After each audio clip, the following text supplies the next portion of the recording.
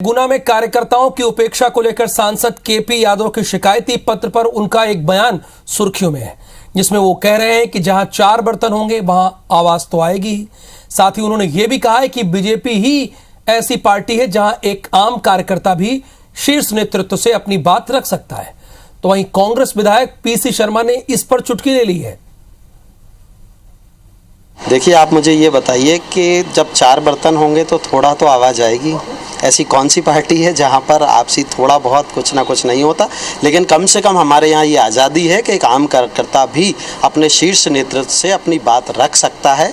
उनके जैसा नहीं होता है कि वहाँ पे एक ही व्यक्ति का फरमान चलता है और एक व्यक्ति जो चाहता है वही सब कुछ होता है। खड़खड़ाहट पहले हुई थी, उसका नतीजा तो हुआ कि सिंधिया जी बाहर हो गए। अब खड़खड़ा हो रही है कि अब केपी यादव उनको फिर बाहर करना चाह रहे हैं।